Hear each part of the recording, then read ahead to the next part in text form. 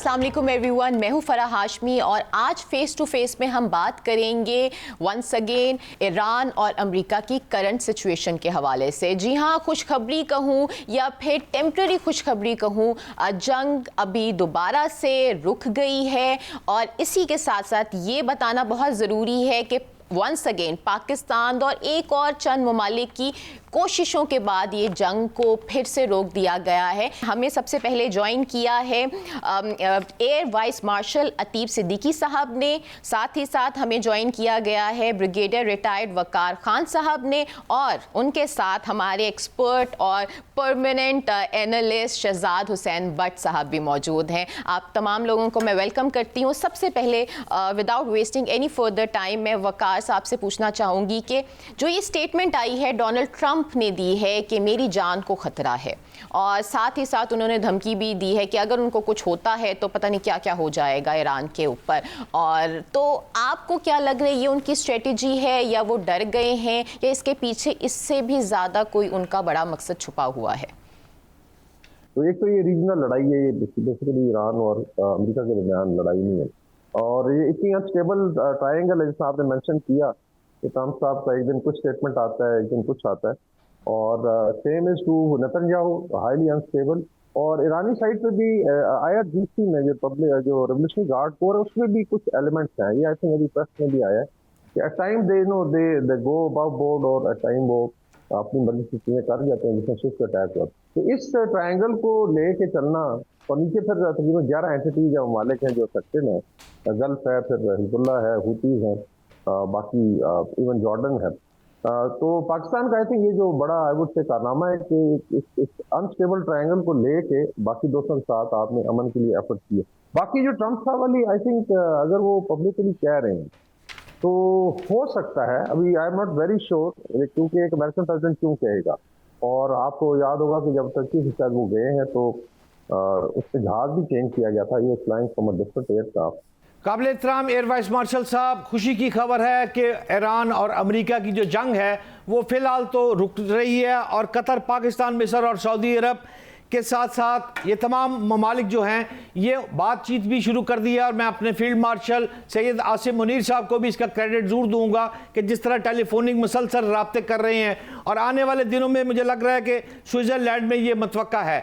आप इसको किस नज़र से देख रहे हैं? आप मामलात इसी तरह वेट एंड सी की पॉलिसी चलती रहेगी या आप देख रहे हैं कि 1000 मिसाइल जो ईरान की जानिब से निशाना बांधने को तैयार खड़े हैं? आप तो हवा के बादशाह हैं, आप क्या समझते हैं कि अगर ये जंग दोबारा छिड़ी तो फिर जैसे ईरान को मुतवक्का फतह हो सकती है या नहीं हो सकती, और स्विट्ज़रलैंड को कैसे देखते हैं वहां पर निगोशिएशन को? एयर वाइस मार्शल साहब। बट साहब बेसिकली तो अभी ये जो सिलसिला है आपको अंदाजा है कि ये अपना 8 अप्रैल से चल रहा है। सीज फायर भी अपना इंटरम सीज फायर भी हुआ है, उसके बाद ये नेगोशिएशंस के साथ साथ ये कोई मिलिट्री एक्शंस भी एक दूसरे के खिलाफ ये ले रहे हैं। वो लेकिन जब ये पिछली मीटिंग हमारी हुई है स्विट्जरलैंड के अंदर जिसमें इस्लामाबाद MOU के ऊपर क्या कहते हैं अग्रीमेंट हुई है, उसमें बहुत सारे पॉइंट्स ऐसे थे जिसमें इन्होंने ये अपना क्लैरिटी के साथ बयान किया था कि ये 60 दिन के अंदर अंदर जो है ना इसकी इम्प्लीमेंटेशन होगी। अब इसके बावजूद ये जो 60 दिन का टाइम दिया गया है उसके बावजूद क्या कहते हैं ये स्ट्रेट ऑफ हॉर्मुज में अब ये समझ नहीं आ रही कि ये अपना जो सऊदी जहाज़ है, कतरी लाइबेरिया जहाज़ है, उनको कॉरिडोर से निकलने की क्या ज़रूरत थी, नंबर 1। नंबर 2 ये है कि जी अगर वो कॉरिडोर से निकल भी गए हैं तो ये अपना ईरान को उनके ऊपर मिसाइल्स मारने की क्या ज़रूरत थी, उसके अलावा भी कोई तरीक़ेकार थे। बेसिकली अगर हम इन चीज़ों को देखें अपना तो ये बिल्कुल साफ ज़ाहिर है कि दोनों अमेरिका और इजराइल जो है ना वो अपना रिलेंट नहीं करना चाह रहे हैं, वो अपनी पोजीशन ऑफ स्ट्रेंथ से जो है ना निगोशिएशंस में जाना चाह रहे हैं। वो कोई भी बात को बर्दाश्त करने को तैयार नहीं है इस वक्त। ये भी कथा कलामी की माजरत चाहता हूं, तो इस बात से फिर मैं ये समझूं कि मशरिक वस्ता और पाकिस्तान का नुकसान होने जा रहा है? एयर वाइस मार्शल बस अब आप ये देख लेना, नुकसान तो आप किस पैमाने में देखना चाह रहे हैं। नुकसान तो एक इकोनॉमिक नुकसान है जो कि हो रहा है, आपको आज भी खबर है कि पेट्रोल की कीमतें जो है ना वो फिर बढ़नी शुरू हो गई हैं। इन दोनों, अब हमारा नुकसान तो अपनी जगह है, लेकिन ईरान और इस अमेरिका को इस वक्त किसी की इस वक्त परवाह नहीं है नुकसान की। वो अमेरिका जो है उसको परवाह नहीं है कि ग्लोबल इकोनॉमिक क्राइसिस जो चल रहा है उसमें क्या क्या मतलब रिपरकशंस होंगे। ईरान क्योंकि 47 साल से ही सैंक्शंस में रहा है, उनको एक तर्ज ज़िंदगी जो है वो उन्होंने अपनाई हुई है, वो उस तर्ज ज़िंदगी से अपने आप को अपना संभाला हुआ है। उन लोगों ने अपना बाकी मुल्कों के साथ मिलकर, सऊदी अरेबिया, कतर और अपना तुर्किया वगैरह, इजिप्ट के साथ मिलकर ये भरपूर कोशिश कर रहे हैं कि ये किसी ना किसी तरीके से जो MOU में जो आपस में अंडरस्टैंडिंग की गई है, जो अग्रीमेंट हुआ है, उसकी इम्प्लीमेंटेशन की तरफ जाएं, इस तरफ नहीं कि जरा सी कोई चीज, जरा अब जहाज इधर से कॉरिडोर से बिल्कुल निकले। सही कहा। लेकिन अब यहाँ पर एक और सवाल ये भी बनता है कि अगर एक तरफ ट्रंप कह रहे हैं कि उनकी जान को इतना खतरा है, दूसरी तरफ वो उन्होंने ये भी कहा है कि जो सफारती चैनल है उसको भी बंद ना किया जाए। लेकिन यहाँ पर एक मैं सवाल आपसे पूछूंगी कि ट्रंप के सिर्फ दुश्मन ईरान तो नहीं ना, दुश्मन तो बहुत सारे हैं। मोसाद ने अगर ये उनको इंटेलिजेंस रिपोर्ट दी है तो हो सकता है कि ईरान के बहाने कोई और अपनी दुश्मनी निकाल रहा हो। जी बिल्कुल, ये मोसाद की बड़ी कैपेबिलिटी है। देखें एप्स्टीन फाइल का देख लें कि किस तरीके से उन्होंने जो वेस्टर्न एलीट है उससे जकड़ा हुआ है। मतलब इसमें किंग्स हैं, क्वींस हैं, इनके बच्चे हैं, फिर इंटेलेक्चुअल्स हैं, देन यू हैव बिजनेसमैन है, कॉर्पोरेट है। ये उनका आई थिंक एक तरह इम्तियाज कह लें या जो भी एक जीनियस का डिजाइन है जो रहा है। और ये जो प्लांटेशन, ये वो जिसमें खबर चली थी कि पाकिस्तानी या खुदा न खास्ता ईरानी डेलीगेट्स को हिट किया जाएगा, तो यहाँ से एक आई थिंक मैसेज दिया ही था कि आप इंसान के बच्चे बने, वी आर नॉट लाइक बर्दाश्त करते नहीं है, अब फिर रिस्पॉन्स आएगा। तो ये फिर प्लांट भी की जाती है ताकि जो है ना एक कॉन्फिडेंस चेक किया जाए। और हो सकता है ट्रंप को जो धमकी है इंडायरेक्ट वो वहाँ चाहिए, लेकिन चूंकि अभी डोंट हैव आप कह दें कंप्लीट इंफॉर्मेशन, तो इस पर आई थिंक कमेंट करना मुश्किल है। बाकी मेरी अपनी एक असेसमेंट है कि जैसा मैंने मैसेज किया कि एक वो ट्रायंगल है कि 3 बड़े प्लेयर हैं, कि ये सारे तीनों कोने अनस्टेबल है, चाहे वो पर्सनैलिटी है ट्रंप की, ईरान में IRGC है, they are trigger happy. Let's be very frank, अभी ये 3 शिप जो थे जो ओमानी वाटर से जा रहे थे, इसमें इसका सऊदी और कतरी शिप को आपको हिट करने की क्या जरूरत थी? तो और मेजर हो सकता, आप वार्निंग देते या कोई आप लेट्स कम्युनिकेट करते। और जब ये चैनल भी बना था तो इसमें ये था कि अगर क्राइसिस होता तो आप पाकिस्तान और कतर को एंगेज करें, और आप कतर के जहाज को ठोक देंगे तो इसका मतलब है कि आई थिंक एजेंट साहब कह रहे हैं कि तो ज्यादा परवाह नहीं है। That is the dangerous part.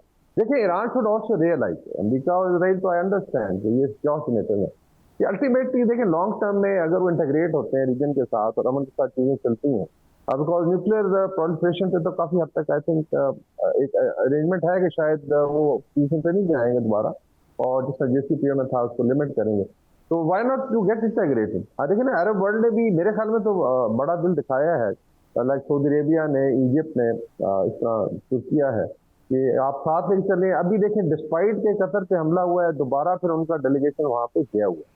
तो आई थिंक इसको इस तरह मत समझे कि हर चीज आपने लग से हैमर से करनी है।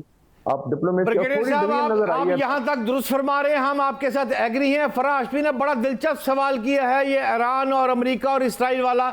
यही बात मैं एयर वाइस मार्शल साहब आपसे भी जानना चाहता हूँ। ब्रिगेडियर साहब का कमेंट तो आ गया है, वो पंजाबी का एक फिक्रा है, कहना तीनू सुनाना नू नू, यानी कि अपनी बेटी को टॉन्ट करना और बहू को टॉन्ट करना और कहना अपनी बेटी को। ये बात इसराइल को तो नहीं कह रहा अमेरिका के तुम मुझे मारना चाहते हो, और जो बेटी की तरफ पे है वो कहता है ईरान तुम मुझे मार रहे हो, सुना उसको रहा है। आपका इस पे क्या राय बनती है एयर वाइस मार्शल साहब?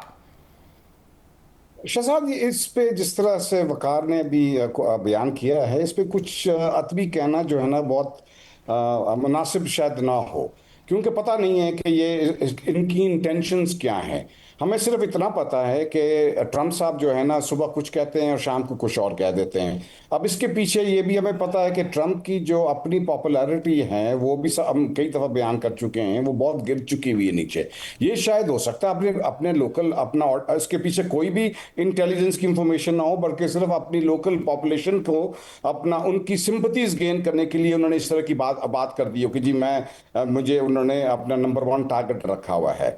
ये सब चीज़ें ऐसी हैं जिनका मेरे अपने ज़ाती तौर पे ख्याल है कि इसका कोई असर नहीं है अपना ओवरऑल जो हमारे क्या कहते हैं, ये जो ईरान और अमेरिका के जो ये इस वक्त जो कोशिश हो रही है कि ये किसी ना किसी तरीके से ये नेगोशिएशंस जो है ना ये कामयाब हो जाए। ये बाकी क्या सराहियां हैं, ट्रंप ने कह दिया कि मैं नंबर 1 टारगेट हूँ, अपना रेवोल्यूशनरी गार्ड्स ने कह दिया कि जी हम बदला लेंगे। ये सारा दिन क्या कहते हैं स्टेटमेंट्स आती हैं, सुबह कुछ स्टेटमेंट्स होती हैं, दोपहर को कुछ होती हैं, शाम को फिर कुछ डिफरेंट स्टेटमेंट आ जाती है। तो इन स्टेटमेंट्स को शायद हमें इतना सीरियस नहीं लेने की ज़रूरत, पर जिस चीज़ को सीरियस लेने की ज़रूरत है वो ये है कि इम्पैक्ट क्या हो रहा है इन सारा जो एक्टिविटीज़ का। ये MOU जो है वो आगे बढ़ नहीं रहा है फिलहाल, और कोशिश हम कर रहे हैं कि ये किसी ना किसी तरीके से दोनों फरीक बैठें और इसको सीरियसली लें। अब जिस तरह से आप भी कह रहे हैं, वकार साहब ने कहा है कि जी ये जो है जब तक ये चीज़ें अपना इसको सीरियसली, ईरान भी सीरियसली ले, इसको क्या कहते हैं अमेरिका भी सीरियसली ले, और अपनी जो एक किस्म की इन्होंने पोजीशन ली हुई है इससे थोड़ा सा पीछे हटने की जरूरत है। बिल्कुल, आप यहाँ पे ये बात बिल्कुल सही कही गई है कि सीरियस लेने की जरूरत है, और कहीं अमेरिका जो है अब कंफ्यूज दिख रहा है। इसी के साथ अभी हम इस प्रोग्राम में एक छोटी सी ब्रेक लेंगे, आपसे मुलाकात होगी इस ब्रेक के बाद। शुक्रिया। हम बात कर रहे हैं ईरान और अमेरिका के, वहीं पे बात करना बहुत ज़रूरी है पाक और अफगान की करंट सिचुएशन के हवाले से भी। जी हाँ, अगर आपको याद हो 2021 में जिसमें जब तालिबान की हुकूमत आती है तो याद रहे कि पूरे इस्लामाबाद में मिठाइयाँ बंटवाई गई कि अब जो है जो सरहद है बिल्कुल महफूज रहेंगे, और बहुत सारी चीज़ें जो हमने सोची। लेकिन अब जो सिचुएशन आपके सामने है, हमारे सामने है, वो बहुत तफ्तीशनाक है, और साथ ही साथ ये नहीं पता चल रहा कि आगे इसको किस तरीके से हम इसको किस तरह से हैंडल करेंगे, क्योंकि अफगान भाई हमारे रहे हैं एक दफ़ा, और ऐसा नहीं होता कि मोहब्बतें अचानक से ख़त्म हो जाएं। तो जिस तरीके से ये पेश रफ्त नज़र आई है उसके बारे में हम बात करेंगे। हमारे साथ हमारे एक्सपर्ट ने ज्वाइन किया है, ताहिर खान साहब सीनियर जर्नलिस्ट हैं, उनको वेलकम करते हैं। इससे पहले जो सवाल आता है, देखें बात यहाँ पे हो रही है कि एक वक्त बहुत अच्छे ताल्लुकात रहे पाकिस्तान और अफगान के, इवन के जब तालिबान आए भी तब भी, लेकिन अब अगर हम देखें तो अफगान तालिबान रिजीम में जो वजीर ज़राअत का एक बयान आया है, और वो बयान बहुत ही थोड़ा सा मुझे ऐसा लग रहा है कि डबल मीनिंग बयान है। जी हाँ, वो कहते हैं भारत में मौजूद होकर के कि जब मैं भारत आता हूँ तो ऐसा लगता ही नहीं मैं किसी और मुल्क आया हूँ, मुझे ऐसा लगता है कि ये मेरा ही मुल्क है। तो क्या कहना चाहेंगे कि जब भी पाकिस्तान से दुश्मनी शुरू होती है तो दोस्ती भारत के साथ हो जाती है? बहुत शुक्रिया मुझे अपने प्रोग्राम में लेने की। एक आपको बात बताता हूं कि ये भारत की कोशिश थी, और मैंने ये एक भारतीय सहाफ़ी से भी सुना है कि उनकी कोशिश थी कि किस तरीके से पाकिस्तान और अफगान तालिबान के दरमियान बदएतमादी पैदा की जाए। आपको याद होगा जब तालिबान काबुल दाखिल हुए तो जो भारत का सफारतखाना काबुल में है और उनके जो 4 कौंसलेट है वो सब बंद थे। 2022 जुलाई तक, यानी 1 साल तक भारत अफगानिस्तान से बाहर था, और इस दौरान जब हमारे सिक्योरिटी के मसाइल बढ़ते रहे तो भारत की कोशिश यही थी कि वो तालिबान के करीब होते जाएंगे। अब भारत तालिबान को पसंद तो नहीं करता, उनमें क्या इंटरेस्ट है, ना उनका बॉर्डर है, ना उनसे अफगानिस्तान की सूरत हाल से उस पर असर होता है, असर तो बराह रास्त पाकिस्तान पे होता है। तो उन्होंने आहिस्ता आहिस्ता पेनिट्रेट किया अफगानिस्तान में, और ये जो मैंने आपको जब तालिबान एंटर हो गए तो आपको याद होगा कि बहुत से लोगों ने अफगानिस्तान से निकलना था, और दोहा मुआहदे में ये एक शिक थी कि जो भी बाहर जाना चाहेंगे अफगान तालिबान उनको नहीं रोकेंगे। ये दोहा उसमें नहीं है मुआहदे में, लेकिन ये जो उनके ज़िमनी चीज़ें उसमें है। और ये पाकिस्तान ही था जिन्होंने, अब क्योंकि एयरपोर्ट बंद था, काबुल एयरपोर्ट जो है तमाम ममालिक ने सरहदें बंद की थी माँ सिवाय पाकिस्तान के, और लिहाजा अफगान तालिबान को देखना पड़ेगा कि वो पाकिस्तान जिसने सबसे पहले आपको सफारतखाना इस्लामाबाद में आपके सपोर्ट किया, हंगामी OIC का इजलास बुलाया इस्लामाबाद में, और 6 जो ममालिक पड़ोसी हैं अफ़गानिस्तान के उनका एक स्पेशल ग्रुप बनाया, और इसलिए ये सारे कुछ पाकिस्तान ने किया कि अफ़गान तालिबान हुकूमत चूँकि 20 साल लड़ाई के बाद बनी है तो उनको सपोर्ट किया जाए। जो उनकी $9 अरब अमेरिका ने मुंजमद किए थे पाकिस्तान ने हर फोरम पे उसके लिए आवाज़ उठाते थे कि इसको बहाल करे। और पाकिस्तान ने सारी, जब से तालिबान हुकूमत आई है तो 2025 अक्टूबर तक पाकिस्तान उनके साथ इंगेज भी रहा, दुनिया से भी कहता रहा कि आप अफगान तालिबान के साथ इंगेज रहे। अभी ये तालिबान लीडरशिप पे है कि आपका दोस्त पाकिस्तान है या भारत है। एक जब मुश्किल में था, यहाँ पर मौलाना फजलुर रहमान है, जमात इस्लामी है, हक्कानिया मदरसा है, दीगर जमातें हैं, वो माजी की तरह क्यों खामोश हो गए? बिल्कुल ताहिर साहब, आप ये बात आपने बिल्कुल सही की, लेकिन अब यहाँ पर पाकिस्तान को सिर्फ तालिबान की तरफ से टेंशन नहीं है, बल्कि भट्ट साहब मैं आपसे पूछूंगी कि यहाँ पर पाकिस्तान को भारत से भी लड़ना पड़ रहा है उनके मंसूबों के खिलाफ, स्पेशली जो बलूचिस्तान में हो रहा है। हम अक्सर इस बारे में बात करते हैं कि बलूचिस्तान में दहशतगर्दी बढ़ती ही जा रही है, तो क्या कहेंगे आप, स्पेशली ये जो ऑपरेशन शबान चल रहा है उसके हवाले से कि इसराइल भी आ रहा है, भारत भी आ रहा है, क्या होगा बलूचिस्तान? देखिए काबिल एहतराम फराह हाशमी साहब, आपने सवाल में दो बातें की हैं। एक तो आपने बलूचिस्तान की टेररिज्म की बात कर दिया, दूसरी ऑपरेशन शबान की बात की। तो सबसे पहले मैं आगाज़ करता हूँ, आप ज़रा जो टेररिज्म की बात कर रही हैं, बलूचिस्तान में हमले शमले, लड़ाइयाँ, मारकुटाइयाँ, तो आप ज़रा गौर करेंगी ना कि बलूचिस्तान का रकबा, तारिक खान साहब को पता कि वो है कितना। अगर गौर करें तो 3,57,190 मुरबा किलोमीटर पर मुश्तमिल ये हमारा सूबा है। इतना बड़ा सूबा जिसका पाकिस्तान का तकरीबन 43.6% हिस्सा बनता है। ये कोई इतना, बलूचिस्तान रकबे के लिहाज से तो बहुत बड़ा है। और अगर आप उसको कंपैरिजन करेंगी, अगर आप दुनिया के ममालिक के साथ, तो 120 ममालिक, 120 ममालिक से ज़्यादा ममालिक का जो रकबा है 120 ममालिक का, उससे ज़्यादा मेरे बलूचिस्तान का है। एक तो ये बात है बलूचिस्तान में टेररिज्म की वजह, एक ये भी है। दूसरी बात, सिक्योरिटी इदारे जो हैं वो सैकड़ों हमले नाकाम बनाते हैं जो मीडिया की जीनत नहीं बनती है, और ये मुसलसल ये काम चल रहा है। अच्छा, हमारे जो सिक्योरिटी इदारे हैं उन्होंने ये वाज़ेह शवाहिद जो है वो इकट्ठे कर चुके हैं। मतलब हमारे पास अब कोई शक वाली गुंजाइश नहीं है, हमारे पास सबूत मौजूद हैं कि भारत और इसराइल का जो गठजोड़ है, ये सारे मामलात में वो बलोच दहशत गर्दों को डॉलर भी फराहम करता है, वो असले भी फराहम करता है, ये सारी चीज़ें वो कर रहे हैं। लेकिन मैं आपको ये बताता जाऊँ कि जिस तरह आपने दूसरी बात जो की ऑपरेशन शबान की, तो सिक्योरिटी ज़राए के मुताबिक मेरे जो इंफॉर्मेशन है उसमें ऑपरेशन शबान में अब तक हलाकत जो फितनल खारिज दहशत गर्दों की मजमूई तादाद है वो 52 हो चुकी है, जबकि 5 जुलाई से अगर अब तक तमाम कार्रवाइयों में बात करें तो 88 जो खवारिज है, दहशत गर्द है, उनको जहन्नम हम वासिल कर चुके हैं। और 2 लाइनें और मुझे इजाज़त दीजिएगा कि अगर आप बलूचिस्तान में रवा साल सिक्योरिटी फोर्सेस की जानब से जो ऑपरेशन किए गए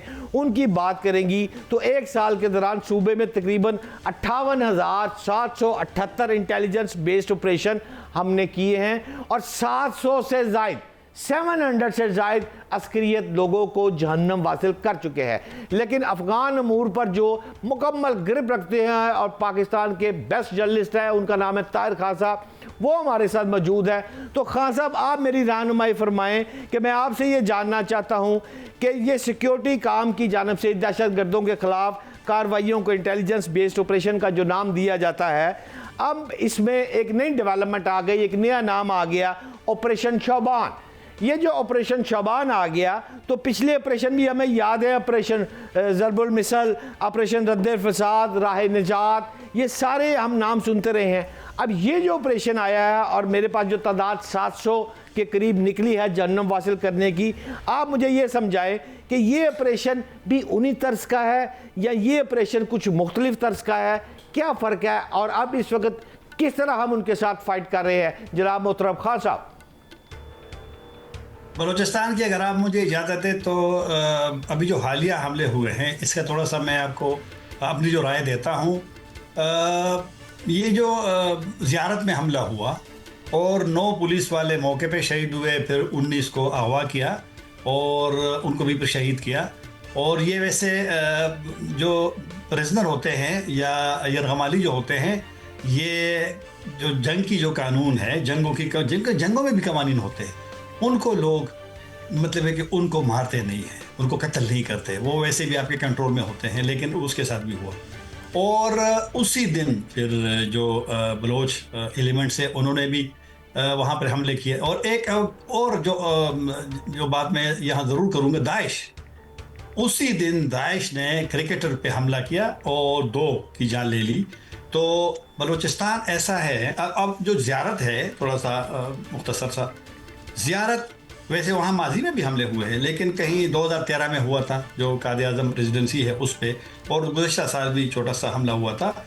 वो एक तो तकरीबन 99.05% या 100 ही कर लीजिएगा कि वो पर पश्तून एरिया है, वो पुरमन इलाका था, उसको डिस्टर्ब किया गया है और बड़े इंटेंशनली इरादतन। फिर क्वेटा के करीब जो TTP वाले आए, उन्होंने हमला किया, वो पीस कमेटी के लोगों को वहाँ उनकी जान भी ली, 4 की, फिर अगवा भी कर दिए। तो ये एक बिल्कुल कोऑर्डिनेटेड एक कोऑर्डिनेशन से हुआ है, क्योंकि बलूचिस्तान ऐसी पोजीशन है, बलूचिस्तान की 2 ममालिक के साथ सरहदें हैं, वो CPEC का हमारा मरकज़ है, वहाँ पर सोना है, वहाँ पर सुई गैस है, वहाँ पर मिनरल्स है, सेंडेक प्रोजेक्ट है। तो ये वाली जो चीज़ें हैं जिससे पाकिस्तान तरक्की कर सकता है और बहुत ज़्यादा कर सकता है, तो उसको फिर जाहिर बात है आपका जो दुश्मन है वो इसको कैसे बर्दाश्त करेगा। तो लिहाजा ये जो TTP का फोकस होता था ना, इसमें खैबर पख्तूनख्वा के जनूबी अजला में या कबायली अजला में जो अब खैबर पख्तूनख्वा का हिस्सा है या मालाकंड के कुछ इलाकों में, तो उन्होंने अगर वहाँ पर फोकस किया है तो उनको मालूम है कि पहले से मसाइल और मुश्किलात है। लेकिन आप बार बार इसका जो जिक्र करें कि ऑपरेशन अब शुरू हुआ है, क्योंकि मेरे ख्याल में पॉलिसी तो यही रही थी कि इसी तरह नहीं होगा, लेकिन जब यही सूरत हाल पैदा हो गई है और लोगों की जाने जाती है तो फिर बिल्कुल ताहिर साहब बहुत शुक्रिया। लेकिन एक छोटा सा और सवाल जो है उसका मुझे अगर आप ब्रीफ जवाब दे दें तो, जो अफगानिस्तान की जो करंट सिचुएशन चल रही है पाकिस्तान के साथ, वहाँ पर अगर आप देखें तो चीन का भी मुझे ऐसा लगता है कोई हिडन मोटिव है। आपको क्या लगता है, क्योंकि चीन चाहता है कि अफगानिस्तान को CPEC के थ्रू माशी मंसूबों में इंक्लूड करना, तो आप इसके बारे में क्या कहेंगे? ये बड़ा अच्छा सवाल है। जो दोस्त ममालिक हैं जिसमें चीन सरफहरिस्त है, और उन्होंने उनकी कोशिश है अप्रैल 1 से 7 अप्रैल को जो उनका उरूमची शहर है जो सिंकियांग, वहाँ पर चीन ने दोनों को बिठाया। और चीन की जो सफारतकारी है वो खामोश है। हम सुनते हैं, मैंने सुना है यहाँ इस्लामाबाद में जिनको मालूमात थी कि उस मीटिंग में किया हुआ है, तो चीन की ख्वाहिश है और चीन पाकिस्तान के मौक़िफ़ से इस मामले पे इत्तेफाक करता है। और अफ़गान तालिबान से वो बार बार कहता है कि ये जो इश्यूज़ पाकिस्तान के हैं, जो यहाँ हो रहा है, और ये मतलब ठीक नहीं है। दूसरी बात, चीन की ये ख्वाहिश है, अगर CPEC वाली बात, चलो कभी कभी मैं अफ़गान तालिबान से सुनता हूँ वो कह रहे कि CPEC नहीं है, और लेकिन जब गुज़िश्ता साल से फरीकी मीटिंग हुई थी पाकिस्तान, अफ़गानिस्तान और चीन के वज़ीर ख़ारिजा का काबिल में, तो अफ़गान तालिबान और चीन की जो 2 तरफ़ा मीटिंग थी उसमें चीन ने उनसे कहा था कि वो अफ़गानिस्तान को जो BRI है उसमें शामिल करना चाहता है। लेकिन अफ़गान तालिबान को देखना पड़ेगा, चीन बहुत ही हसास है सिक्योरिटी के मामले में। वाखान, मुझे याद 2023 में मैं काबिल में था और मुझे उस वक्त वजारत जो उनकी कॉमर्स मिनिस्ट्री के तर्जुमान अब्दुल सलाम जवाद से जब मैंने बात की, तो उस 2023 को उसने मुझे कहा कि वाखान तैयार हैं और हमारी चीन से तिजारत शुरू हो जी। अभी जब मैं आपसे बात करूँ जुलाई 2026 से, ओपन तो नहीं हुआ ना, इसलिए नहीं हुआ ओपन वो रास्ता कि चीन बिल्कुल कंप्रोमाइज़ नहीं करेगा 1% भी सिक्योरिटी के मामलात पे, क्योंकि वो शुमाल का है। तो लिहाजा अफ़गान तालिबान को देखना पड़ेगा कि पहले कतर था, तुर्की था, सऊदी अरब था, अब चीन कोशिश जो कर रहा है। तो मैं इसका कायल हूँ कि पाकिस्तान और अफ़गान तालिबान बराह रास्त अपने मसाइल हल करें, लेकिन बदकिस्मती से वो 4 साल में नहीं हुआ, 4.5 साल में। तो फिर दोस्त ममालिक को ये वाली हालत नहीं थी। तो चीन उस वक्त अफ़गानिस्तान के तरफ आएगा जब सिक्योरिटी पाकिस्तान के अंदर और जो बलूचिस्तान में हो रहा है, क्योंकि चीन का मेन रोल है। वो गवादर एयरपोर्ट बनाया, फिर एक गवादर जो पोर्ट है, बंदरगाह है, उसको वो डेवलप कर रहा है। और आपको याद होगा कि ये फर्स्ट अफ़गानिस्तान पहला मुल्क था जिसको पाकिस्तान ने 2 जो कराची में 2 पोर्ट से बंदरगाह हैं, उसके अलावा गवादर की उनको पेशकश की, बाकायदा नोटिफिकेशन जारी हुआ कि अफ़गान ताजिर ट्रांजिट के लिए भी गवादर भी इस्तेमाल कर सकते हैं। तो जनाब अमन जो है ना, सिक्योरिटी पाकिस्तान, क्योंकि सिक्योरिटी पे ना पाकिस्तान कंप्रोमाइज़ करता है, और अमेरिका ने एक हमले के बाद 20 साल तक अफ़गानिस्तान में लड़ाई लड़ी है, क्योंकि एक हमला हुआ वाशिंगटन में और न्यूयॉर्क में और फिर वाशिंगटन में थोड़ा सा। तो लिहाजा अफगान तालिबान को सोचना पड़ेगा कि पाकिस्तान गलत बोल रहा है, क्या पाकिस्तान जो कहता है कि इतनी कैजुअल्टीज हुई है और ये जो रोज़ाना की सूरत हाल है उनको देखना पड़ेगा। और अफगान तालिबान अब ग्रुप तो नहीं है ना, अफगान तालिबान की तो 4 करोड़ के लोगों पे वो हुकूमत कर रहे हैं, 34 उनके सूबे हैं, 6 ममालिक से सरहद हैं, उन पे मुकम्मल अफगान तालिबान का कंट्रोल। अफगान तालिबान को देखना पड़ेगा कि 5 साल में सिर्फ एक मुल्क रूस ने उसको तस्लीम किया, OIC में उसकी सीट नहीं है। उनको देखना पड़ेगा कि वजह क्या है। बहुत शुक्रिया ताहिर साहब अपना पर्सपेक्टिव रखने के लिए। जाते जाते ब्रेक से पहले मैं यही कहूँगी कि खबर ये आई है कि ऑपरेशन शबान जो है आखिरी दहशतगर्द की हलाकत तक जारी रहेगा। आपसे मुलाकात होगी इस छोटे से ब्रेक के बाद।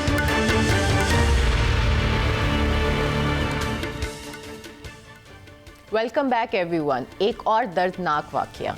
जी हाँ, ये दर्दनाक वाकया कोई घर के अंदर पेश नहीं आया। ये सरेआम लाहौर की सड़क एक ऐसे इलाके जिसका नाम कान्हा था, जहाँ पर एक औरत को उसके शौहर ने बुरी तरीके से तशद्दुद का निशाना बनाया सबके सामने। और वहाँ पे आप देख सकते हैं लोग जो हैं वो उसको छुड़ाने के बजाय वीडियोस बना रहे हैं। और ये उस शहर का वाकया है जहाँ पर हमारी CM साहिबा कहती हैं कि जो औरतों की सिक्योरिटी पे, औरतों पे तशद्दुद पे, उनकी हर चीज़ पर हमारे लिए रेड फ्लैग है। क्या ये रेड फ्लैग इसी तरीके से इग्नोर किया जाएगा क्योंकि ये शायद सिर्फ घरेलू मामला है? बट साहब क्या कहेंगे? कितनी चीज़ों के बारे में आपसे पूछूं। एक चीज़ गलत ये हुई कि ये वीडियो वायरल हुई, किसी ने उसकी मदद नहीं की, या मैं ये कहूँ कि किसने हक दिया शौहर को इस तरीके से उस पर तशद्दुद करना रोड के ऊपर? क्या कहेंगे आप? एक वाकया लाहौर में हुआ है, आप स्क्रीन पर चल रहा है। मुलज़म को हथकड़ी लगी हुई है और जिस तरह इस दरिंदे ने अपनी बीवी को मारा है, इसकी सड़क पे कपड़े फाड़े हैं और बालों से घसीट कर जिस तरह लेके जाता है। लोग तो कुर्बानी के बकरे को इस तरह नहीं लेके जाते जिस तरह ये देखे, अल्लाह माफ़ करे, देखी नहीं जाती जिस तरह ये तस्वीर में, ये फुटेज में ये उसको लेके जा रहा है। हाउएवर पुलिस ने सोशल मीडिया पर ये फुटेज देखी, ट्विटर पर टॉप ट्रेंड चल रही है, उसके बाद FIR हुई, इसको अंदर कर दिया। अब 2 बातें हैं इस फुटेज में, ज़रा गौर करें कि दर्जनों अफराद जा रहे हैं पास से, बाइक वाले तमाशा देख रहे हैं। और यार क्या बेहिसी है इस मुल्क की। अफसोस, दुख, शदीद अफसोस। मतलब कि माजरत के साथ लानत है इन अफराद पर जो पास से गुजर रहे हैं, जिनको इतनी तौफीक नहीं है कि उतर के उसको रोक ही दे। वो जो कह रहा है कि अपनी बीवी को साथ ले जाना है, गलत है, ये सही है, बात की बात है। और यार छुड़वा ही दो, कुछ तो सलूक कर लो।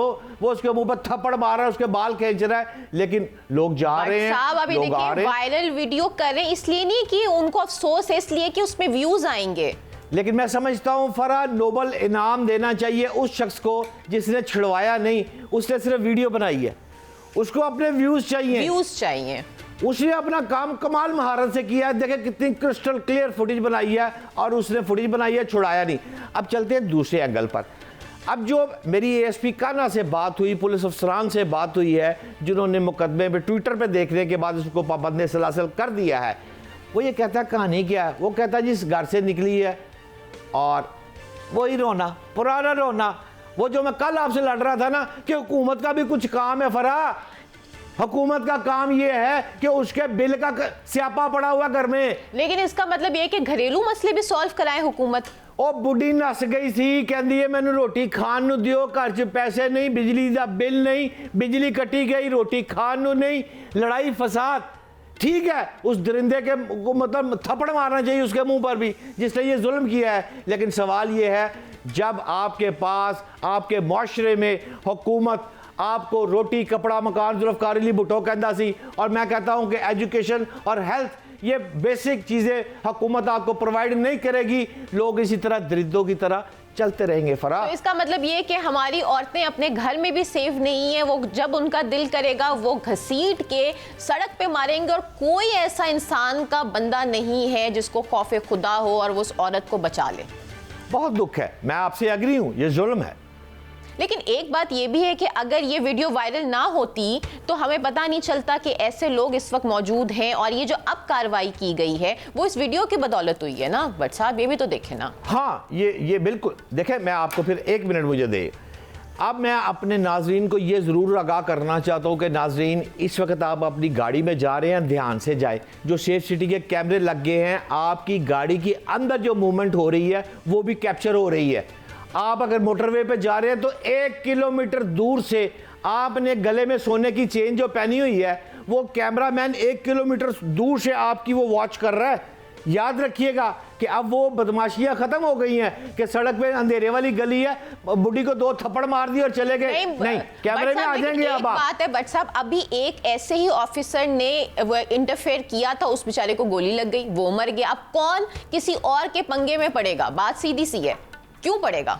अपनी जान के लिए। ये काम तो हमारी हुकूमत को या जो हमारे फोर्सेस है जिनका काम है उनको करना चाहिए ना। आप दुरुस्त कह रही हैं, लेकिन हुकूमत ने फिलहाल जो काम किया है उसको पाबंद सलासिल कर दिया है। यहाँ तक ये बात ठीक है और आने वाले वक्त में ये साबित होगा कि मुल्ज़म को, लेकिन कुछ नहीं होना फरा, कुछ नहीं होना, उसकी यूं जमानत हो जानी है। तो क्या सीएम साहिबा विजिट करेंगी इस बेचारी जो खातून है जिस पर इस तरीके से तशद्दुद हुआ? और नहीं, सीएम साहिबा ने क्या विजिट करनी है, क्या सीसीडी ने विजिट करनी है? बात सिर्फ ये है कि ये ऐसे वाकयात नहीं रोक सकते। मैं हर प्रोग्राम में आपको पीट रहा हूं, ना सीसीडी पुलिस मुकाबले जराइम रोक सकती है, ना कुछ और हो सकता है। सिर्फ और सिर्फ मुआशी तौर पर हमको रोटी दे, फरा रोटी। चले बट साहब, हम अभी पंजाब से निकलते हैं, ठीक है? पंजाब में की हुकूमत में बड़े सारे मसले भी हैं, बहुत सारी चीज़ें अच्छी भी हो रही हैं। अब ज़रा बात करें कराची की। तो अगर मैं उस केस की बात करूं जिसने हर किसी का दिल दहला दिया है, और मैं बात कर रही हूँ वो छोटे से 6 साल के मासूम वली की। फरा, आप ठीक कह रही हैं। मैं आपको 1 मिनट की पहले कहानी सुना देता हूँ। ये जिसकी बात कर रही है बच्चे की, वाकई मोहम्मद वली इसका नाम है, 6 साल का बच्चा है। इसका बाप रक्षा ड्राइवर है और इस वारदात के बाद उसने रक्षा जलाने की कोशिश की, मोहल्लेदारों ने उसको रोका। वो किस्म का बेचारा पागल हो गया। क्यों पागल हो गया? अबे उसका एक ही इकलौता बेटा था, 5 बेटियां थी उसकी। यही मासूम बड़ी दुआओं के बाद ये बेचारा ये अल्लाह पाक से लिया था। बेटा, मैं इस चीज से आपकी एग्री नहीं करूंगी। बेटी हो बेटा हो, उतना ही उसकी जान की या उससे मोहब्बत होता है हर वालिदैन को। मगर आप ये देखें ना, जिस तरीके से उसकी मौत और जिसके उसको कत्ल किया गया, और हर बार एक इस तरह के खौफनाक स्टेटमेंट्स आ रही है कि मरने के बाद भी उस पर तशद्दुद किया गया। बिल्कुल तशद्दुद, ना सिर्फ तशद्दुद किया गया, जबकि पहला बयान जो दिया है उस दरिंदे ने ये कहा है कि जब मैंने इसको जाँ बहक कर दिया है, जाँ बहक करने के बाद ये जब ये मुर्दा हालत में था, मैंने दोबारा दरिंदगी की है। वो घटिया आदमी तो यहां तक चला गया है। लेकिन 2 बातें मुझे करने का मैं इजाजत दें। पहली बात मैं आपको ये जरूर करूंगा, जो पुलिस सर्जन है डॉक्टर समिया सईद, उससे जो राब्ता किया गया है, उस रिपोर्ट में जो लाश है वो गल सड़ चुकी थी। अच्छा, वो उसने अपने अलमारी में छुपा ली। बच्चा वहां पर अच्छा, मैं तो थोड़ी सी आपको कहानी सुना देता हूं। उस मौके पर एक जनाजा चल रहा था, उस मौके की ताड़ में ये बच्चा इस दरिंदे को अपना चचा कहता था। ये इसको अपने फ्लैट में ले गया। अब फिर वही कल वाली बात कि बच्चों पर ध्यान रखें नाजरीन, बच्चों पर ध्यान रखें, बच्चों को सौदा लेने या बाहर घर से निकलते हुए उन पर निगाह रखें, ये आपका भी फर्ज है। अच्छा, वो ले गया। जब वो ले गया, उसने दरिंदगी कर ली, उसने लाश को अलमारी में छुपा दिया। जब बदबू आने लगी तो उसने ऊपर से लाश फेंक दी, जिसको देख लिया 3 खवातीन ने और मुल्ज़म पकड़ा गया। सलाम सिंध के सीएम साहब को, जिन्होंने फौरी नोटिस लेते हुए आईजी पंजाब से रिपोर्ट भी तलब कर ली, और सलाम उस कराची की पुलिस को जिस पुलिस ने जाए वकूआ का उस कमरे में 3 विजिट किए। मेरी काला कराची के अफसर से बात हुई है, वो कहता है मैं 3 दफा गई है मेरी पुलिस उस कमरे में, किसी ने अलमारी खोल कर चेक नहीं की। कमाल है भाई पुलिस, ये कमाल है। ये वाकयात हो रहे हैं कराची में। अच्छा, आगे चलते हैं, इससे आगे जाने दे। अब ये पकड़ा गया, अब आप कहेंगी कि जनाब इस पर बड़ी जनाब कानून इंसाफ करेगा, ज़िम्नियाँ लिखी जाएंगी, तफ्तीश होगी, पाबंद सलासिल हो जाएगा। होगा क्या? फिर कहते हो ना, जिसको मैं बुरा कहता हूँ मावराए आइन कत्ल, बिल्कुल नहीं होने चाहिए। सीसीडी कराची सीसीडी ले आके फड़का देना चाहिए, नहीं फड़काना चाहिए। उसको तो एक सेकंड के लिए सांस लेने भी नहीं देना चाहिए। यही हमारा रोना, कभी हम सीसीडी की फेवर में चले जाते हैं, कभी हम सीसीडी के मुखालिफ चले जाते हैं। जब तक निजाम हुकूमत नहीं बनाएगी, सिस्टम नहीं बनाएगी। ये सिर्फ और सिर्फ फर्ज सीसीडी का नहीं है ना, इसमें और बाकी चीजें भी तो इन्वॉल्व होती ना। लेकिन बट साहब यहाँ पे आप मुझे बताएं कि ये इस तरह के जो क्रिमिनल्स आते हैं या क्राइम होते हैं वो अचानक से तो नहीं होते होंगे, कहीं ना कहीं एक बिहेवियर होता है। ये लोग हमारे साथ ही रहते हैं, हमारे मोहल्ले में रहते हैं, इवन कि कभी कभी हमारे खानदान में रहते हैं। तो आप ये बताएं कि हम कैसे एज अ इंडिविजुअल असेस कर सकते हैं कि इस शख्स के अंदर इतनी गंदगी या इतना खतरनाक हो सकता है। बहुत अच्छा सवाल है फराह आपका। यही मैं पिछले 4 प्रोग्रामों से रो रहा हूँ कि ये अकेली हुकूमत का कसूर नहीं, पंजाब पुलिस का कसूर नहीं, सिंध हुकूमत का कसूर नहीं है, सिंध पुलिस का कसूर नहीं है। गो कि वहाँ मैं तनकीद बहुत सख्त कर दी है, मैंने पहले भी कर दी कि जिस पुलिस वाले अफसर गया उसने अलमारी चेक नहीं की, नाअहली उस पुलिस अफसर को सस्पेंड कर देना चाहिए। हाउएवर ये 3-4 अफराद पर मुश्तमल बात करनी पड़ेगी। पेरेंट्स का सबसे पहले, वालदैन का फर्ज है अपने बच्चों पर नजर रखे।